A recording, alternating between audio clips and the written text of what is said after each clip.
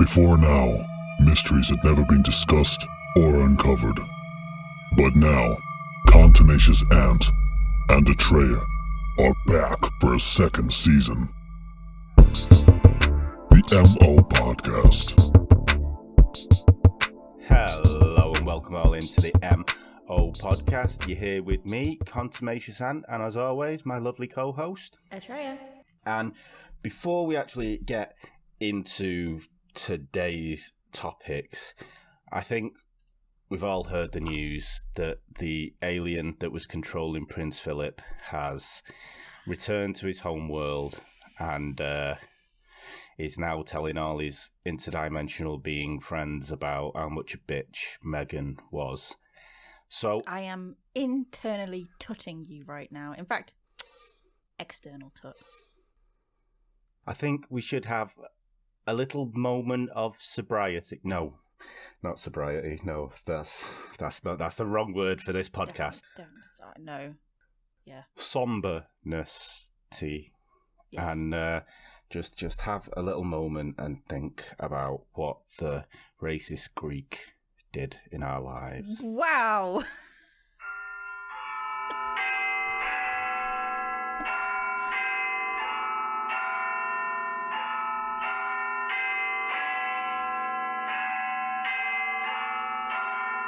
You're an absolute bellend. I liked Prince Philip, okay. I personally, I didn't have anything against him, but then again, I wasn't the race of peoples he was indignant to, so I mean, he was worshipped as a god by one tribe, you know. Greek, innit? So obviously, It was funny. I enjoyed him. He was. What I liked about him is he just kept going right up until the end. He was still doing his horse buggy riding thing, well into his 90s and stuff. And to be honest, it is really sad when anyone dies. I don't mean to make light of it, but he 99. That's a good innings. Do you know what Dave said? Go on. Poor bloke will be gutted. He was so close to getting his letter from the Queen. Should have left it on his bedside cabinet. Should just stuff it in his coffin. My wife said, they were going to have a bank holiday for his 100th birthday. I'm gutted. They probably still have a bank holiday for his funeral, probably, right? Yeah, well, it's Saturday, isn't it? It's next is Saturday. Yeah, well, it's just come out a few hours ago, well. I think. That's how they get around it, you see. True. See, tight royals. We pay for them, and they won't even give us a bank holiday, bastards. Maybe Meghan was right. Anyway, on that bombshell, let us start. So today we are going to be talking about serial killers. And who are you going to be covering? I am going to be covering a local serial killer from up here called Marianne Cotton. And I'm going to be talking about Richard Kuklinski, who went by the nom de plume, the Iceman. That just sounds cool. And yeah, the thing about him, he was a hitman in quotation marks, and he worked for the mafia. So yes, he was a serial killer because he was convicted of 5 murders. Isn't that a hitman's job? Yeah, he claimed to have been involved in over 100 murders, but with this guy, you kind of have to take it with a pinch of salt. But then again, a lot of the murders the mafia have been involved in, like Jimmy Hoffa's never been found, no body, no crime. That was like Bob Marley, that. It's just a weird Bob Marley song. No body, no crime. I like it. Yeah. There you go. Yeah, that'll be our Christmas number 1. That you heard it here first. Exactly. God, we're giving you exclusives all over the show here. I might even solve another one today. Even though there's already been solved. Okay. Isn't it about a serial killer? Yeah. Well, I mean, nailed it. I'll claim it. So yeah, he was born in 1935 in Jersey City in New Jersey, which is literally just over the Jersey Bridge from Manhattan. So it was easy access into New York and the areas that the mafia did control.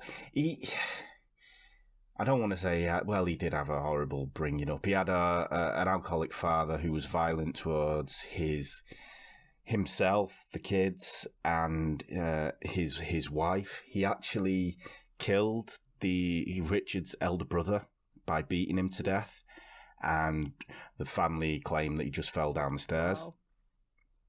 Yeah, I mean, his mother was no better. She was a strict Catholic, and she thought discipline and following the scriptures would bring them upright. But she was also a very authoritative disciplinarian, and she beat the kids with broom handles on a few occasions until the actual broom handles broke over their backs. What year was this? So this was 1935, circa 1935, going on from... Okay, so I can't say. Did she not learn from Ed Gein? Didn't work when his mother did Well, it. this is it. Fair enough. Exactly. I think her and Ed Gein's mum were pen pals, to be quite honest with you, the way, yeah. And his younger brother Joseph was actually convicted of rape and murder of a 12-year-old girl who he threw off a building. So it kind of ran in the family. And when Richard was asked about his younger brother, he said, well, we come from the same dad. Take that as you will. Yeah, he claimed that he did his first murder, if that's the right parlance. He committed his first murder as a teenager. He apparently killed a local bully and a gang leader that was bullying him, and he claimed to have cut off his fingertips and knocked all his teeth out so the body wouldn't be recognised. I mean, would they not still recognise his face? Yeah, I think he did such a good job on his face that he wasn't recognisable because he did beat him with an iron bar. I mean, if he was a bully and a gang leader, though, it kind of sounds like he deserved it. That's the thing as well. But I mean, with the claims that he cut off his fingertips and he knocked his teeth out so he couldn't be. It was 1940s, you know. Were the police that up to date? I mean, fingerprints, yeah, but see, I don't know. So this is what he has claimed himself. He's not been convicted of this. This is something that he has said himself. In fairness, he did watch a lot of crime programs and read a lot of crime comics or books as they were back then. Not like the books that we have nowadays, but the penny kind of comic thing. Yeah, the Penny Dreadfuls that were more about crime and the private detectives kind of thing. So he may have knew about it and he may have actually done it. I don't know. But then in his early adulthood, in his 20s, he claimed to roam around New York and just randomly kill homeless people. He said the people that accosted him for money and hassled him, he would obviously not be pleased with them and he'd take out his rage on them. And one point he said he did this to a homeless person and he went to a bar, and as he was walking back from the bar, the body was still at the side of the road, and it kind of gave him a sense of power that no one cared about the bum that was dead in the street that he killed. Oh, that's horrible. What dick. Yeah. I mean, he claims to have killed around about 50 homeless people. And yeah, maybe. I genuinely don't know, because it's the 50s, the 60s in New York. Could have been. Homeless people, the police care about them, one of them. Didn't care about the non-homeless people? What are you on about? Well, exactly. What chance do the homeless have? The river just runs straight through there. There's rivers on both sides of it, isn't there? So, I mean... Important edit. The river is obviously the famous River Hudson. I just completely forgot this during the taping. Easy dumping ground. Bodies Bodies can disappear quite easy. Yeah. Then, In his 30s, he started working at a film laboratory, which he was basically in distribution there, but he kind of got the idea of pirating dirty movies. God, he just gets worse and worse, as if murder wasn't enough. Now he's going to pirate blue DVDs. They're not even paying. This was years before pub porn, where you can just get it free. I mean, tell you. During this time, he met up with a known gangster, a made man in the Gambino family who was called Roy Demio. He was a psychopath. He ran his own gang of killers, and he was kind of the Murder Inc. of the 60s and 70s for the Gambino family. They had a clubhouse where they cut up quite a lot of people. And through this connection, Demio asked Kochlinski one day if he would be capable of killing someone. And Kochlinski said, pull over. And they pulled over, and he walked up to a dog walker and shot him in the head, and then got back in the car, and they drove off. Point proven, I guess.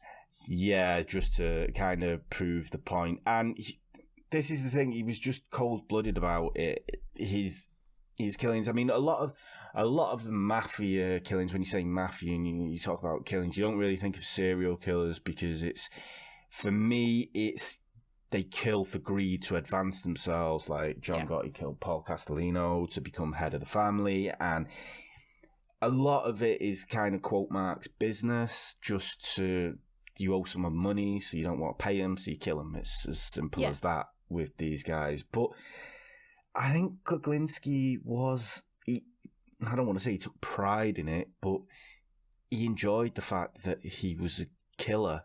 It was his job, but he kind of got off on it as well. Wasn't just business, he was a grade A psychopath.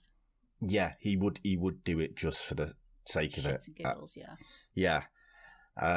And during this time as well, he was working with a burglary gang, which included members Percy House, Gary Smith, and Daniel Adepner.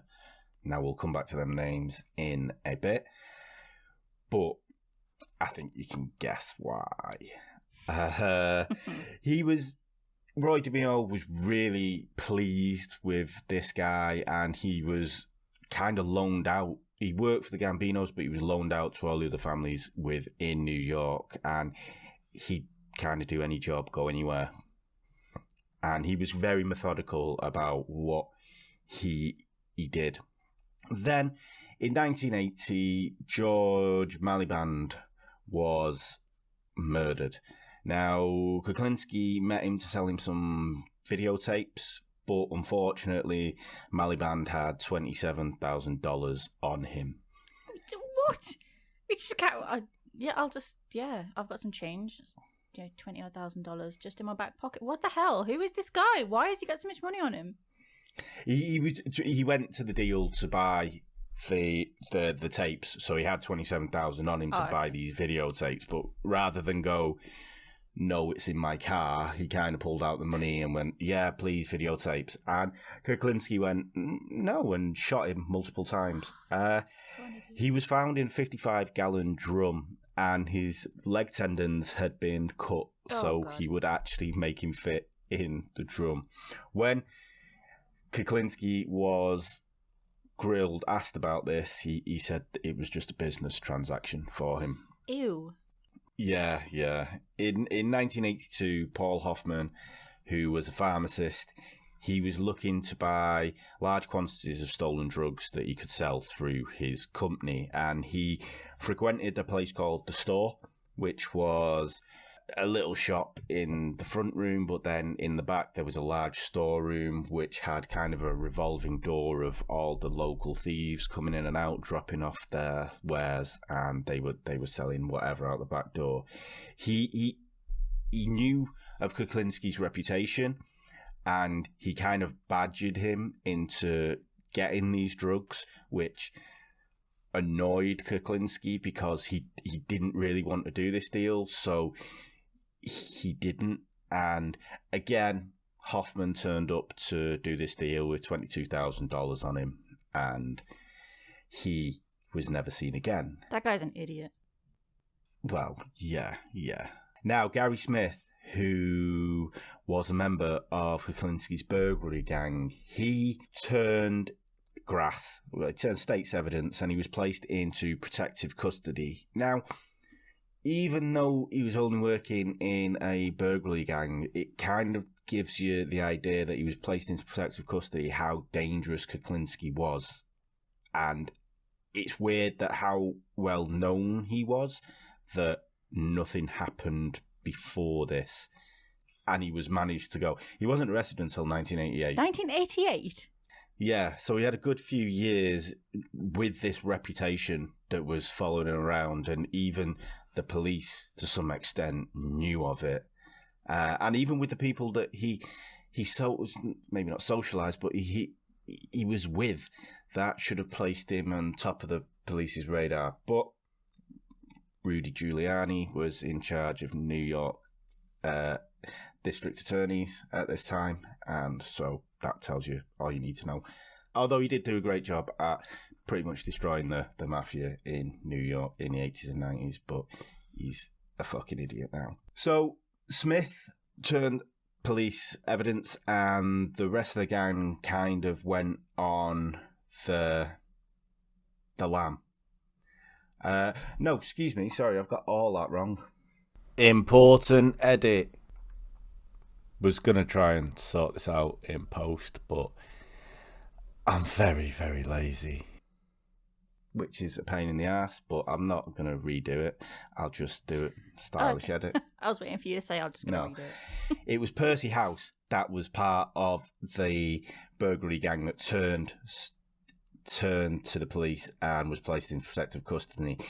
Gary Smith went on the run with the gang, and they hired out a room in the York Hotel in New Jersey, North Bergen, in New Jersey. And because Smith had talked about turning his life around, maybe getting a proper job, Kochlinski wasn't really best pleased with him.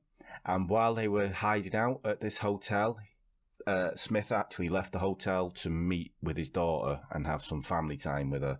So that pushed Kuklinski over the edge, and they fed him a burger which was laced with cyanide. And while he was unconscious, they strangled him. Now, there are worse ways to go. There are, but the coroner said if he wouldn't have ligature marks on his neck, they would have thought it would have been an OD or some kind of natural poisoning. They wouldn't have thought murder straight away. The cyanide was going to kill him, so they didn't really need to strangle him.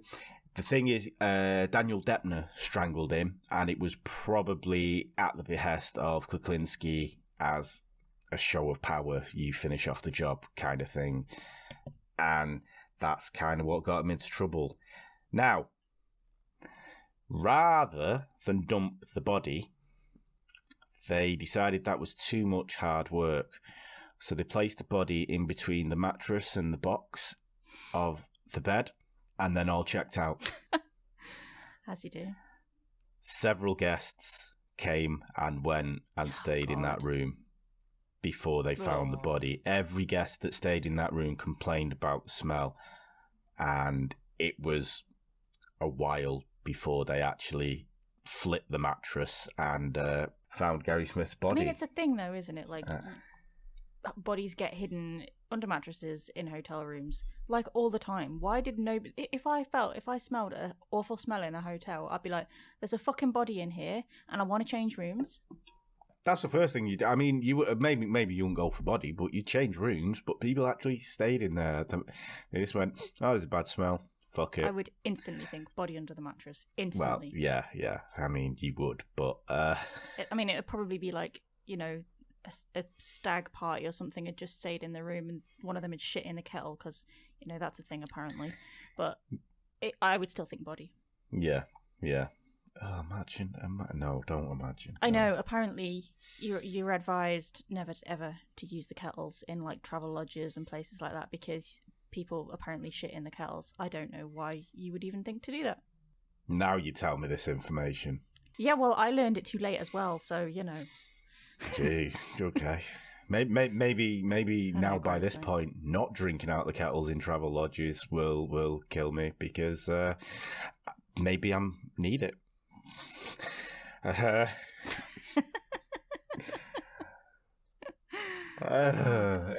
Kochlinski's next victim was Daniel Adepner, the guy who had actually strangled Gary Smith.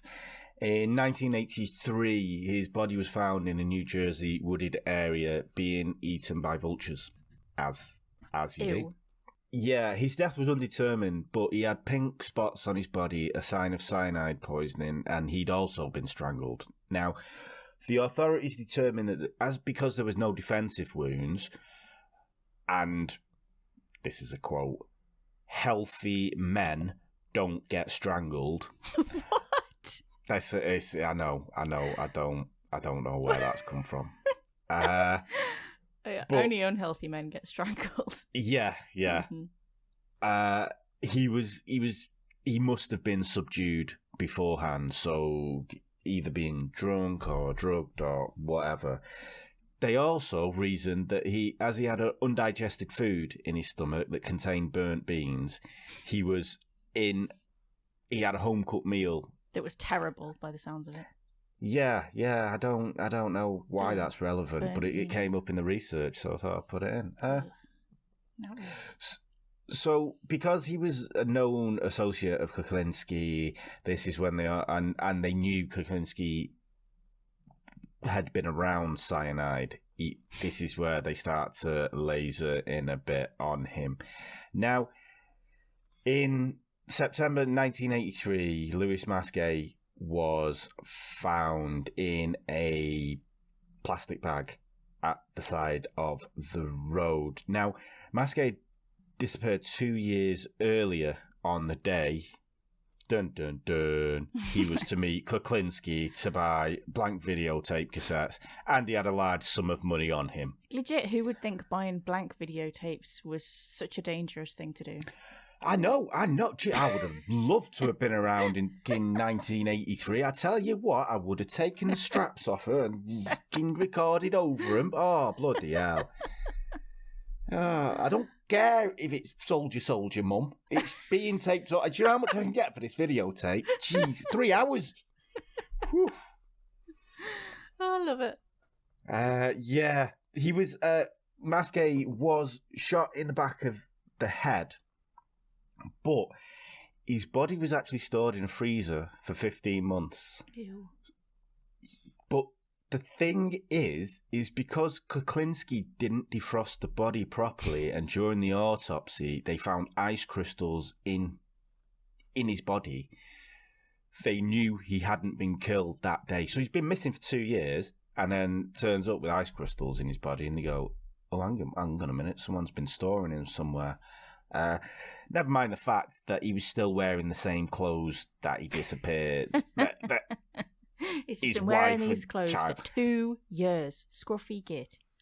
Yeah, so the ice crystals was the factor there, not the common sense one. But what? It's the 80s in New York, wild. True. Studio 53.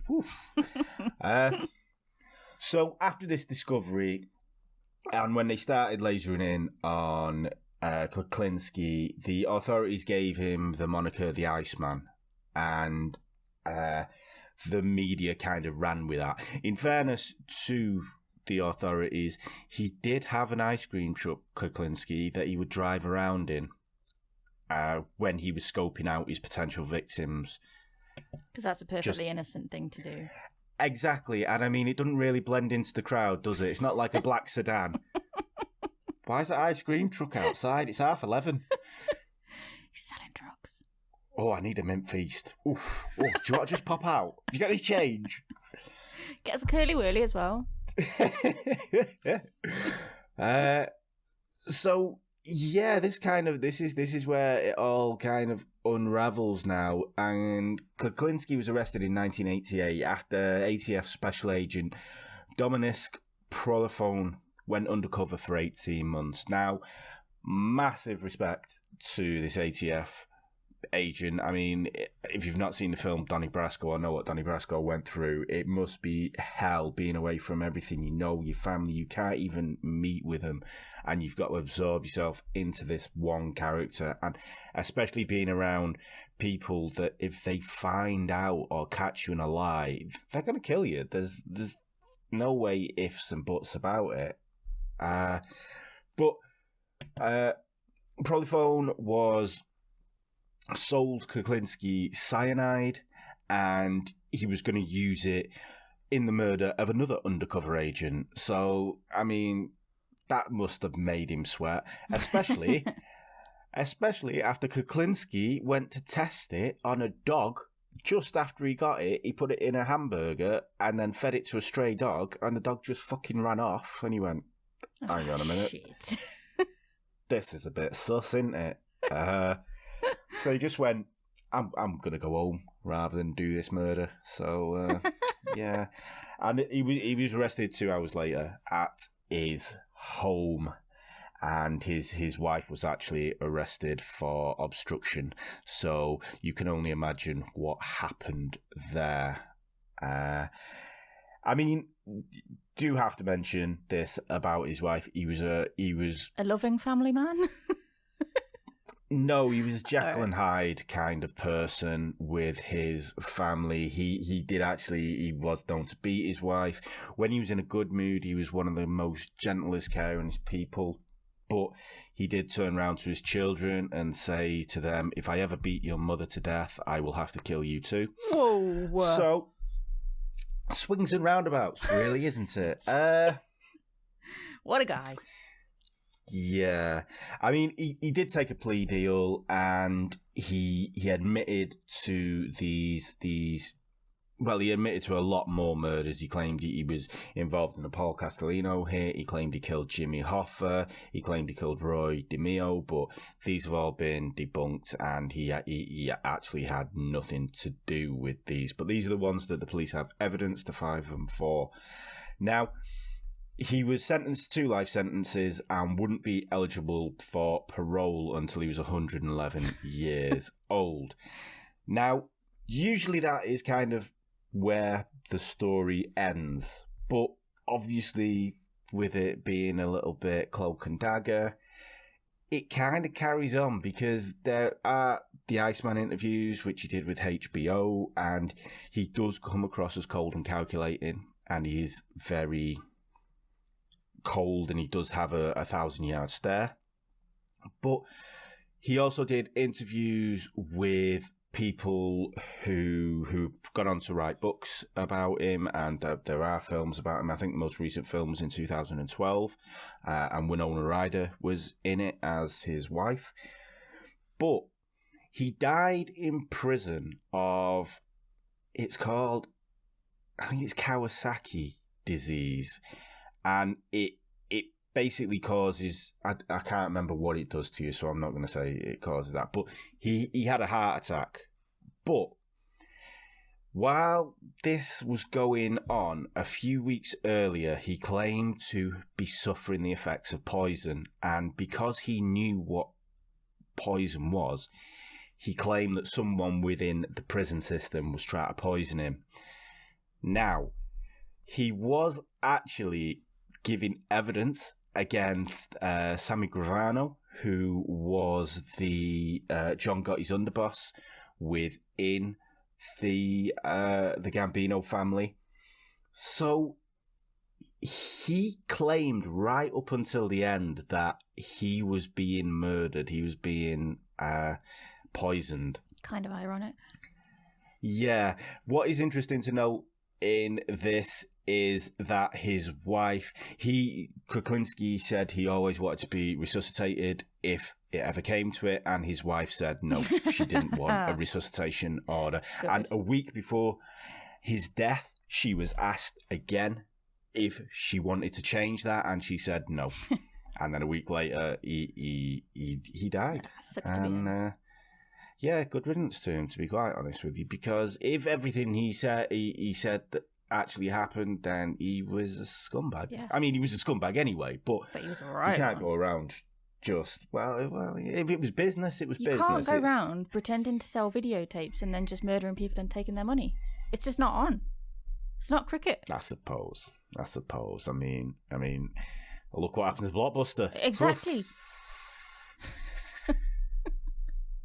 Yeah. So I mean, he was a hitman, but I think for me, he kind of had a story to him, which was, and it's all kind of interlinked, and to be honest with you, I love a good mafia story anyway. But in the world, in that kind of world of killers and organized crime and horrible people, I think he does stand out as one of the most horriblest out there. But yeah, so that was Richard Kuklinski. The Iceman Cometh is the book by Philip Carlo, and it's a really good read. Philip Carlo actually wrote quite a few mafia books. He was the New York crime journalist in the 80s and 90s, and he writes a good story. But he interviewed him as well in prison, and he takes away that what he got from him, puts it in a book, and a lot of it is because it hasn't been proved. You can only take his word for it. But like we said at the beginning, New York's a big place. There's a lot of places where people go missing. Exactly. But yeah, so your local lass. My local lass, yeah, Marianne Cotton. Oh, she wasn't just a right one. She was an evil bitch.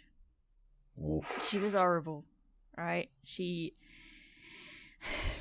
I've never come across a serial killer like her, because you got to be a certain kind of somebody to kill your own kids. Oh, is that where we're going? Yeah. So okay, that's low. It is. I mean, was it for insurance? Yes. You can guarantee usually if a woman is doing any killing, it's either out of jealousy or because there's some financial gain. It's a thing.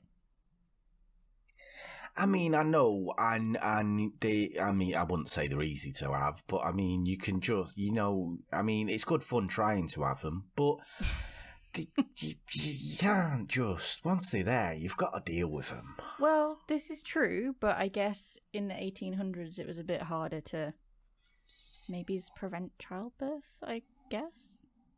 Did they not? Anyway, go on. I don't know when condoms were invented.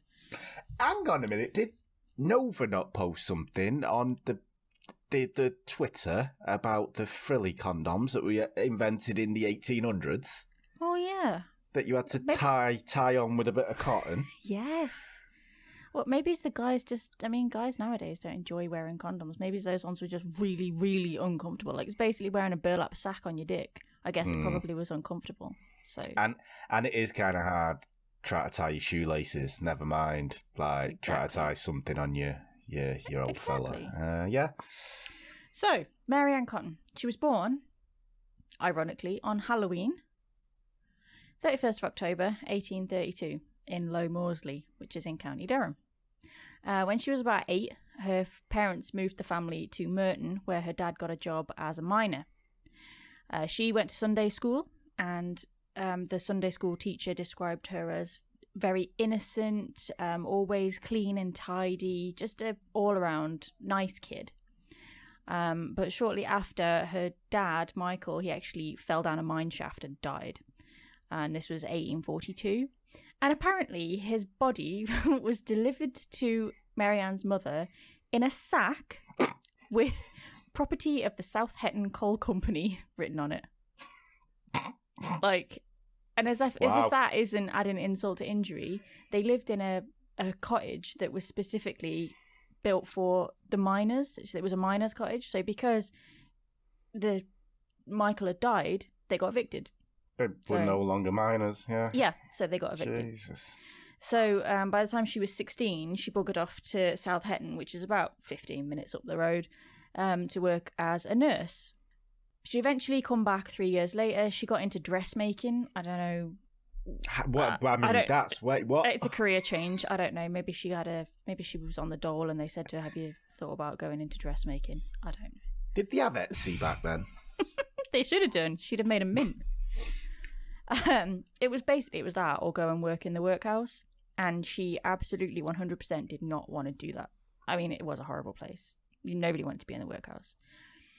So when she was 20, she married a local labourer called William Mowbray, and they moved all the way down to southwest England, and they actually went on to have 8 or 9 children. However... Fucking hell, long winter nights. I know, right?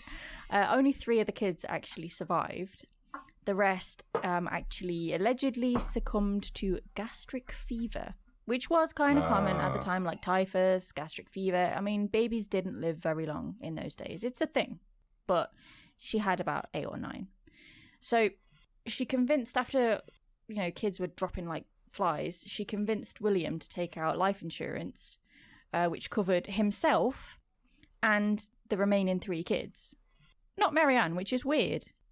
I mean, that's... No, I'll be fine. You just take the insurance out for yourself and the kids. They'll be fine. If my wife has me take out life insurance, first thing I'm asking is, what have you bought on eBay? I'm not going on a cruise with you, love. I won't come back. It's a thing that, like, if you were taking out life insurance, you would presumably cover yourself as well, right? Yeah. But no, I mean, even if you were going to kill everyone just so suspicion doesn't fall. Exactly. Surely. It's just like common sense, right? But she clearly didn't have that, so she didn't cover herself. And they decided that the southwest of England wasn't for them, and they moved back up to the northeast, where they had another kid, which they called Isabella. One of the 3 previous children, who was called Margaret Jane, she was only 4. She died in 1860, and they got over it. A year later, they had another daughter that they called Margaret Jane. 2, I guess. Like Margaret Jane and Margaret Jane. And then then they had a son that they called Robert William, and he died a year later following gastric fever. Why 2 names? What's that about? I don't know. Maybe it's because she's like, well, I have 2 names, so all my kids should also have 2 names. In fact, 2 of my children will have the exact same 2 names, because I can't be asked to think of another 2 names, so we'll just call the new one Margaret Jane after the Margaret Jane that just died. Oh, okay. In fairness, I bet names like Khaleesi and Jade weren't about then, were they? So Saint, Psalm, Northwest. They were just stuck with like Bob and William and just your bog standard names. Basically, I think there weren't so. that many to share around. No, there wasn't. She was stuck between a rock and a hard place. So let's just give the kids the exact same names as their brothers and sisters who have died. It's just easier.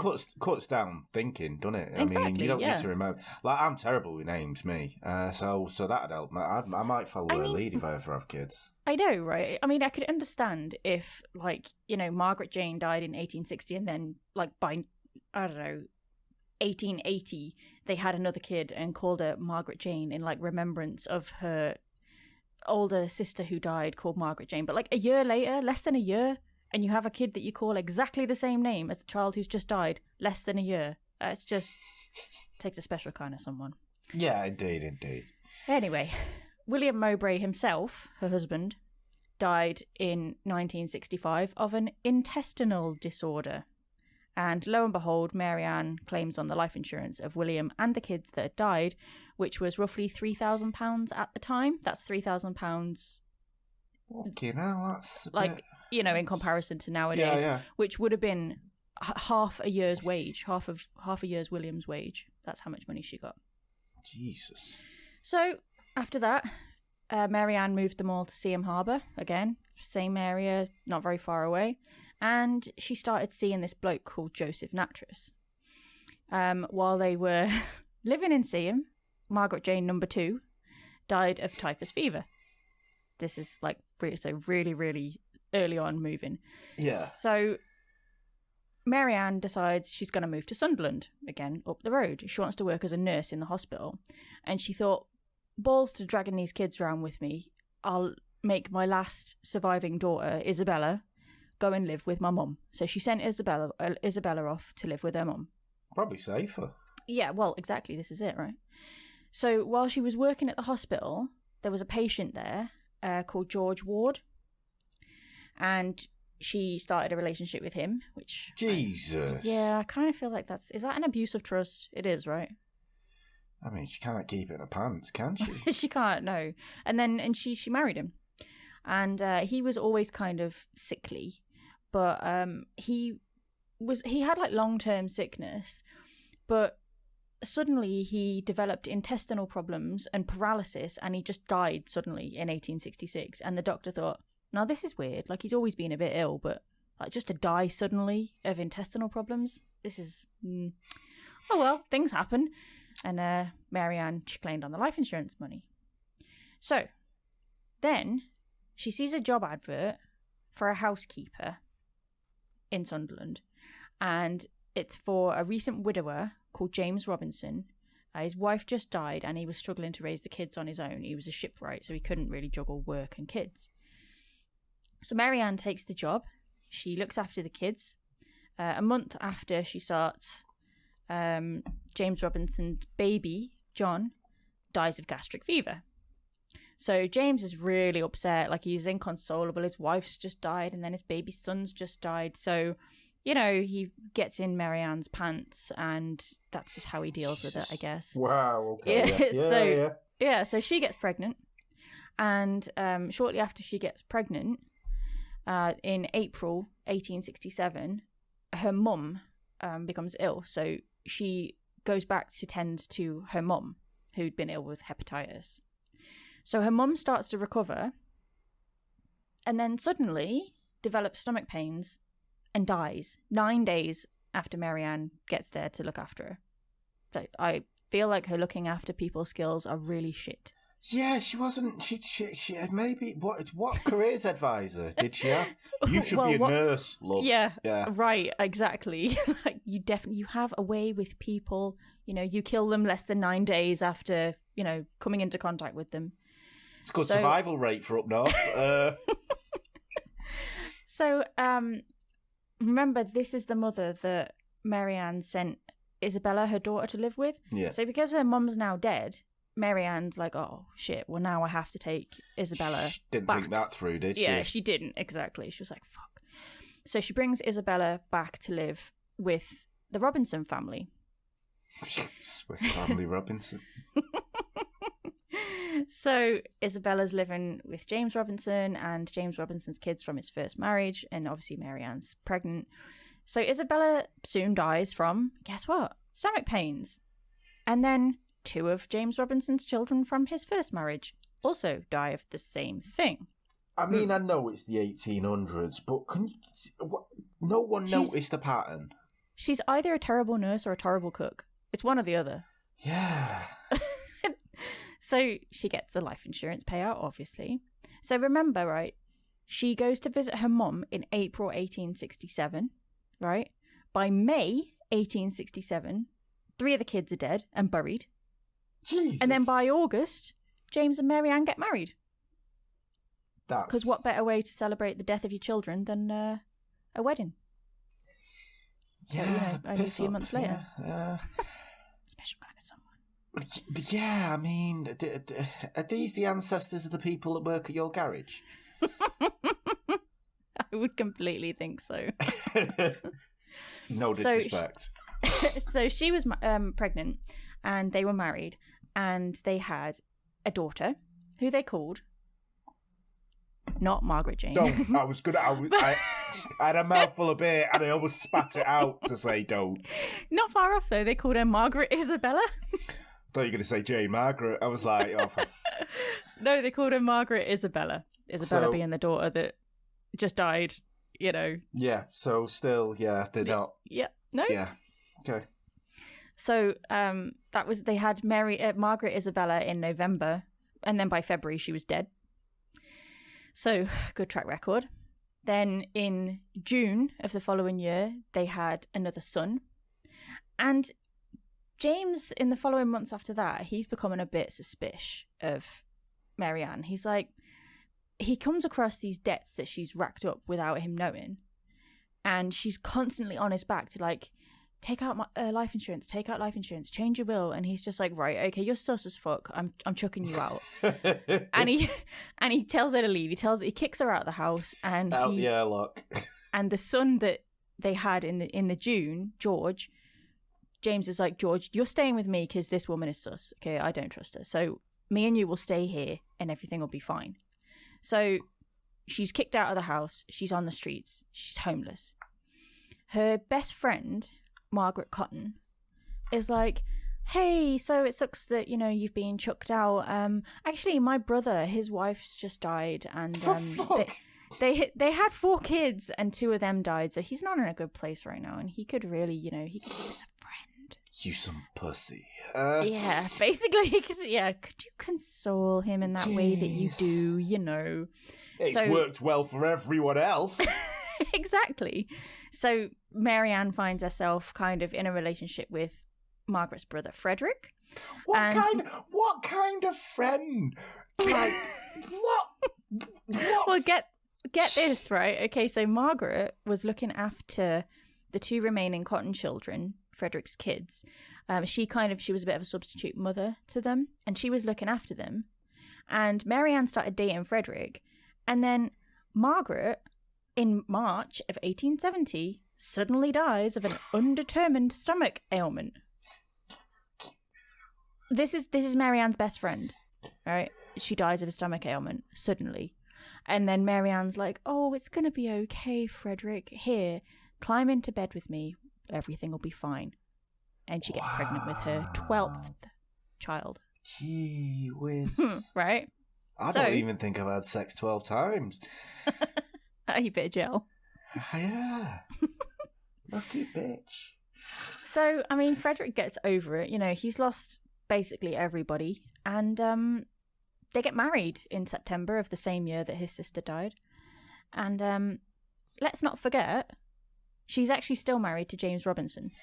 Yeah, I was gonna ask this. Has she ever divorced any of these other lads? Well, she didn't divorce William Mowbray because he died. Yeah. And then she was still married to James Robinson because George Ward died as well. So her first 2 husbands died, which made her a widow. So James Robinson kicked her out, but she didn't divorce him. She just married Frederick Cotton. So, why bother, then she was, bigamy. So, yeah, so then she gave birth to another son, Robert, shock horror, in 1871.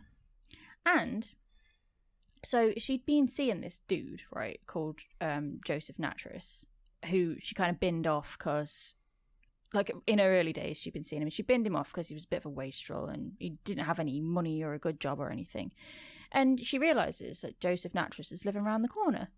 And she's like, I quite fancied him and he was well good in bed. So she starts seeing him again. It's like she was in the podcast herself there. Jesus. Do you think I channeled her well? Yeah. So she starts seeing him again, right? And she convinces Frederick Cotton, her new husband, to move closer to Joseph Nattrass. So the family moves closer to be with this guy that she's, having an affair with. Then, lo and behold, Frederick Cotton suddenly dies. Guess what of? I never saw that coming. Gastric fever. So Marianne claims his life insurance. Then, as if that isn't bad enough, Joseph Nattrass, who she's sleeping with and has been sleeping with for this whole time, she just moves him into the Cotton household. Bear in mind, Frederick still has, other kids to his first marriage who are alive. His bed's still warm. Exactly. Never mind anything else. Exactly. So she had her son Robert in 1871. And so they were married in 1870, and then by 1872, Frederick was dead. So they didn't even last 2 years before he was dead. And she don't hang around. Yeah, and so he had 2 remaining children. He had Charles and Frederick Jr. And obviously Marianne had given birth to Robert in 1871. So then Frederick Jr. dies and Robert dies. And Joseph Nattrass is he's a bit of an idiot, really. He's not clocked onto anything. And Marianne's like, hey, Joe, you know what would be cool? What about if you changed your will so that you left all your money to me? And he's like, that's a great idea. I don't, like, he clearly should know her track record. And he's like, sure, yeah, that is an excellent idea. I shall go and change my will forthwith. And he changes his will to leave all of his money to her. Weirdly, Joseph Natras died of gastric fever. That I never saw that. I know, it was weird. It was really weird. That's like a M. Night Shyamalan twist, that. That's Isn't like... it, though? Fucking hell, he's a ghost. So what? Basically, all Marianne has got left is Charles Cotton, who was Frederick Cotton's son to his first marriage. And she is speaking to the people in her parish, and she's like, why can't Charles go and work in the workhouse? I'll send him to work in the workhouse and make himself useful. He was 8, right? What a fucking bitch. Yeah. I mean, obviously, before she was a bitch, but wow. Yeah. And they basically told her, yeah, he can go and work in the workhouse, but only if you go with him. You have to work in the workhouse for Charles to be able to work in the workhouse. And she's like, hell no. So then she's overheard saying about Charles, I won't be troubled long. So Charles soon after complains of agonizing stomach pains. He's writhing in pain, 8 years old, on the couch of his dad's home, and Marianne goes out and leaves him on his own for hours, right? Whereupon he dies, alone and in agonizing pain. Like, she is just the absolute most evil bitch ever. Yeah, that's horrible. A parish official called Thomas Riley, like, he'd heard her saying things like, oh, when can Charles go to the workhouse, and like, I won't be troubled long. And she was a bit renowned for buying a lot of arsenic. Weird. Although she did apparently like to use it to clean with. I didn't even know that was a thing till I read this, but apparently arsenic was used as a cleaning product. Or maybe it wasn't. What? Maybe she just told everybody that it was. What's she cleaning? I don't know. Jesus. All these worktops are glistening. You could eat food off these worktops. I've scrubbed them with arsenic. Give it a go. Yeah, I mean, Make yourself a sandwich. Personally, I wouldn't, but what's that? Is it arsenic? Yeah. Is that witch hazel? So Thomas Riley, the parish official, he's onto her. He's like, hang on. She wants this life insurance payout. That's the last one that she was waiting for. And he goes and he says to the insurance company, just hold off, okay? Just don't let them issue a death certificate until we've done a bit of digging. I really hope the insurance company turned around and went, what? You mean paying out to this woman who's claimed 12 other insurance claims on dead people? You don't want us to pay this one? Marianne, we're on first name basis with her. She's a lovely lass, honestly. She's so unfortunate. People just, honestly, the losses she's suffered. So they do an investigation, right? And the investigation results come out that Charles had died of natural causes. As if. But the doctor who was going to issue the death certificate, who'd attended Don't tell me Charles, he was banging her. No, he wasn't. He was sus. Like, he was proper onto her. He was like, okay, I've heard about people around her that keep dying. And luckily, just before they buried Charles, he kept portions of Charles' stomach in a jar. I don't know if that was common practice to keep bits of children in your lab in the Victorian days, but he did. He kept bits of Charles' stomach. And he, took them apart, and he found that there was arsenic in Charles' stomach. Who'd have thought? So he was like, okay, she's poisoning people. This is a thing. This is a thing. She's poisoning people, and she gets arrested, and she gets sent to jail. While she's in jail, she's still pregnant, remember? She gets let out for a little bit to give birth to her last child. Her 13th child.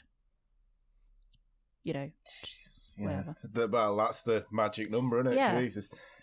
So, in her defence, her defence stated that Charles Cotton's death had been caused by the inhalation of arsenic, which had been used in the wallpaper dye in the house. Not on the cleaning surfaces. No. So he was breathing in bits of arsenic from the wallpaper of the house in which he lived. And like a recent, like a scientist like nowadays has said, to have that much arsenic in his stomach, he would have had to munch the entire wall. It's like chewing on it. Yeah. Pac-Man in it. Yeah. Jesus. And, you know, Marianne was like, oh, Thomas Riley, who's like basically telling me that I'm an evil murderous bitch. He's just gel because he came onto me and I knocked him back and he just wants a piece of this. And yeah, like your vagina's probably going to be like a wizard's sleeve right now. The amount of kids keep pushing out, bitch.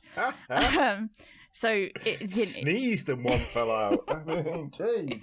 So it didn't wash with the jury. They were just like, hell no, bitch, you clearly killed Charles. So she was actually only charged with Charles's murder. Really? Mm-hmm. So they figured that they didn't really need to exhume any more bodies to determine that it was incredibly likely she'd killed. I mean, she definitely killed Charles. It was likely she killed others. And just on the basis of killing Charles alone, she was sentenced to be executed. They've got what they needed, so exactly. Yeah, I get that. So on the 24th of March, 1873, she was hanged at Durham Jail. Now, I read the newspaper articles from the time, and they're a bit hitty-missy. So one of them says that the trapdoor dropped and death was instant and painless.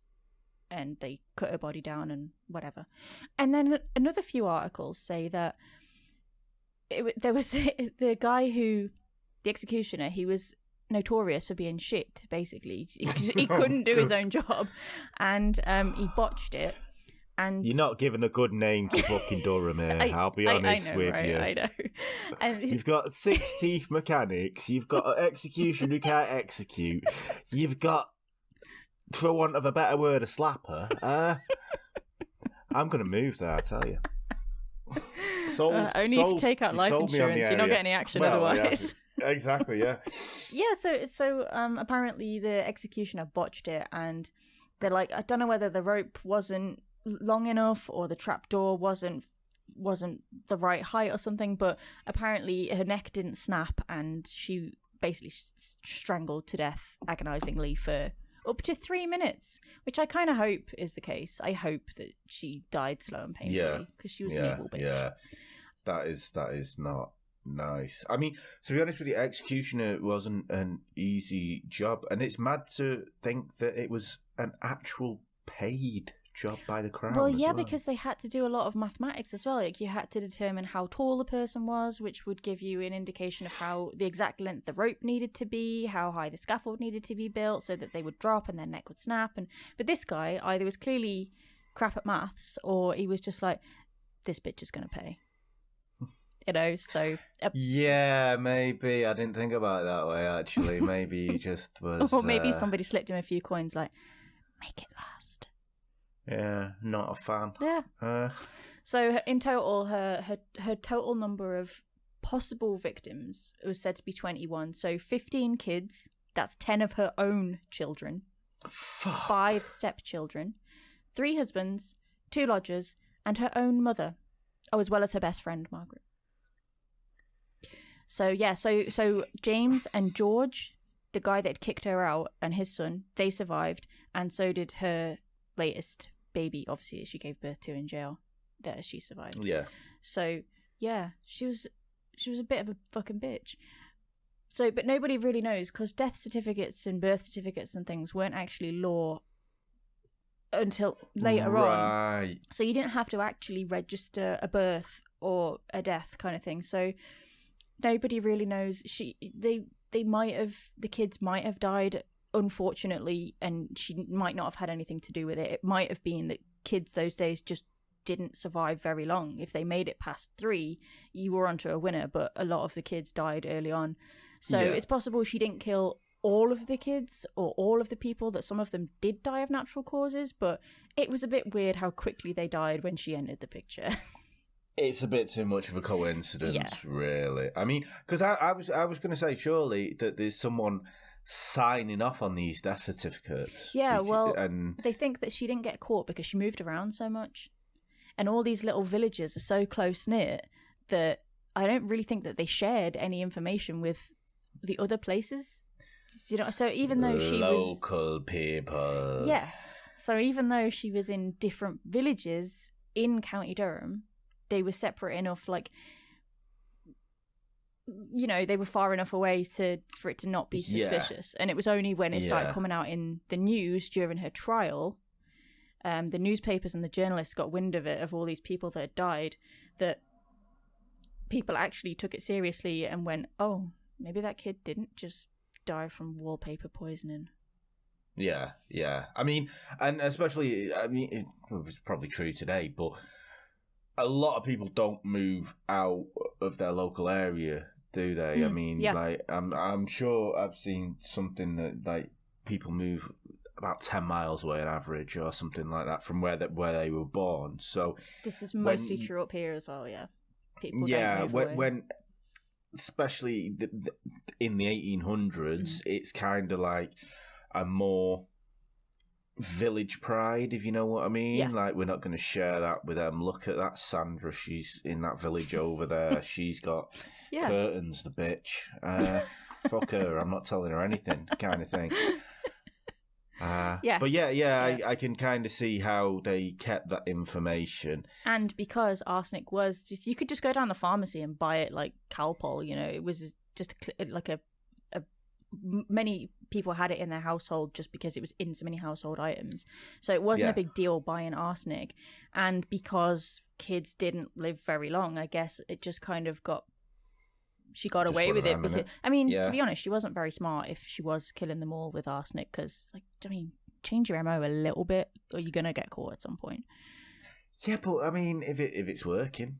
Well, it did. And for her to have, like, to get that much money as well, I'm surprised that she killed that many people for their life insurance. I'm surprised the insurance company didn't go, hang on a minute, they wouldn't even fucking pay out. Do you know what I mean? I'm surprised the insurance company didn't go bust. Yeah, well, yeah. Like, she must have been absolutely rolling it. £3,000? What was she spending her money on? Surely back then there was only £10,000 in the world. So she owned a good portion of it, yeah. She had a third of the wealth in the world. I know. Jesus. I just don't understand. It's like, okay, so you've murdered enough people and claimed on enough life insurance now for this to make you comfortable for a long, long time. But no, she just kept going. And I mean, where did her money go? Why did she need to do more? What could you have spent your money on in those days? Because, like, when you read, like, the Jack the Ripper stories and things like that, the women were nuts for buying ribbons and bonnets. Like, there's only so many bonnets you can buy, you know? Like, £3,000 worth of bonnets back in those days. You'd have had to change your bonnet 5 times a day, every single day, to have spent that much money. I just don't understand. I just don't get it. No, she didn't even buy a house. Yeah. She just moved in with other people. I bet. She didn't buy a house, she didn't buy a car, she didn't even buy a fucking horse. Just a shitload of bonnets. Going around the village, look at this horse. I just bought this. It's my... So that horse. Yeah. Mint, isn't Palomino. it? She probably actually would have gone, do you like me horse? It's fucking mint, isn't it? I pet. Do you like my horse? I... 0 to 20 in 10 seconds. Hey, pet, you just jealous because you haven't got a great horse like mine. So yeah, that's Marianne Cotton for you. Yeah, on that bombshell of accents there. And apologies to everybody we've offended, to be quite frank with you, from beginning to end, I think, on this podcast. But we do it consistently. We do, so that is what it is. But yeah, they were the stories of Richard Kuklinski and of Marianne Cotton. She's dead and forgotten. The kids used to sing have you got a rhyme? They used to sing a nursery rhyme about her, yeah. Like the Lizzie Borden? Yeah. Oh, okay. Yeah. Okay. My mum was singing it when I went over to her house the other day when I was like, oh, have you listened to the podcast yet? She was like, no. I was like, well, I'm doing Marianne Cotton. And she went, ooh, Marianne Cotton. She's dead and forgotten. I was like, yeah, if that's what it'll get to make you listen to my extracurricular activities, then yes. Yeah. I just thought you went round and you just opened the door and she was just in my singing face, it just and you were going, like, Marianne what Cotton. Why, no, Mum? Mum? Just like doing the gardening, doing it. And you were like, are you all right, Mum? Yeah. But yeah, on that bombshell. What are we doing next week? Yeah. Important edit. After two seasons of the MO podcast, we still don't know what the fuck we're doing. Conspiracies. No, I don't think we are. I think we're doing cults. I'm going to have to check. Give me a second. Yes, I'm not prepared for cults. I'm not either. No, serial killers is followed by conspiracies. But we didn't do cults because we didn't have one. Exactly. Have you got one now? Well, have you got a conspiracy? Yeah. Fuck it, we'll do conspiracies. Oh. It's massive edit there. Yeah, so next week we're doing, I almost said cults, fucking hell. Next week. Keep with me, Aunt. Yeah. It's going to be okay. Right. Gotta stop drinking before work. No, you don't. No, yeah. That fucking won't be here if I didn't. And next week, we're doing conspiracy. Are you going to do it again? I don't think you should edit any of this. I think it should stay in. Next week, we're going to be doing conspiracies. There you go. You heard it here. And which one are you going to be doing there, Atreya? Ooh, I'm going to be doing Polybius. Oh, okay. Is that the one? That's the game that killed people. Yes, the game that killed people. Mm-hmm. I actually have nothing in mind at this minute, so I am going to be TBA. Cool. And I'm going to try and find a conspiracy theory with them initials just so I can get away with it. But yeah, I'll have a look. I'm sure I'll find something. Things are firing off now, maybe. But yeah, so thank you so much for joining us this week. And as always, this has been the MO Podcast with me, Consummatious Ant. And me, Atreya. The MO And we Podcast. shall see you all next The week. MO Podcast. And bye. The MO Podcast.